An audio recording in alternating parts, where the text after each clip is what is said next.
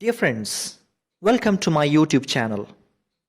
We Christians always had this problem of telling the world who we are. The problem of identity, an identity crisis we can say. Who are we?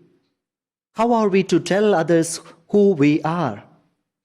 Do we have to wear some uniforms to tell that we are different from others? Do we have to go to the street corners or crowded places and tell that we are Christians? We are a different bunch of people?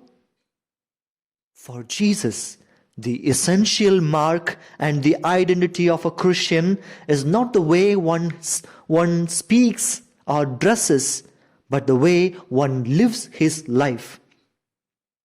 Therefore, Jesus tells us very powerfully in the Gospels as we hear, I am going to be with you only for a little while longer. I am going away, but when I go away, I will give you a new commandment, that you love one another. Just as I have loved you, you also should love one another. By this, everyone will know that you are my disciples if you have love for one another.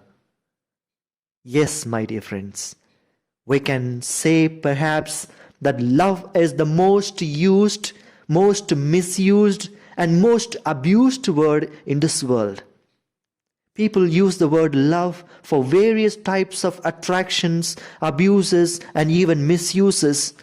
And yet, Jesus here tells his disciples when he spoke in the gospel, I give you only one commandment, and that one commandment in one word is love. Love as I have loved you.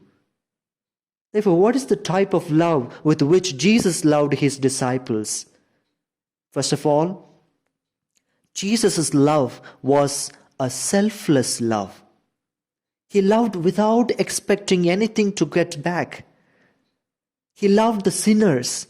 He loved the weak. He loved the underprivileged. He loved the oppressed, the outcast, the poor, not expecting anything in return. Secondly, Jesus' love was a sacrificial love. He was able to shed his last drop of blood for love of his friends and die on the cross. A supreme love, a supreme act of sacrifice. And he told his disciples, no one loves more than the one who gives his life for the loved one. And he proved what it means to love by giving one's life for the loved one. Thirdly, Jesus' love was a forgiving love. He loved not only those who loved him back, he loved not only his friends, but he loved even his enemies. And he asked his disciples to love their enemies, pray for those who persecute them. And he proved that from the cross, the same fact by saying, Father, forgive them, for they do not know what they do. He prayed even for his executioners. That is the type of love with which Jesus loved us. A love which was shown on the cross in his supreme act of sacrifice. My dear friends, the only commandment that Jesus gave us is the commandment to love. Most of us are busy these days preparing cribs, stars, decorating the homes and so on. And as a result, we forget to prepare our hearts, which is more important. More than the external things and places, Jesus wants to be born in our hearts. And how can we prepare our hearts to receive the Lord? We can do this by decorating our hearts with love for all God's creatures.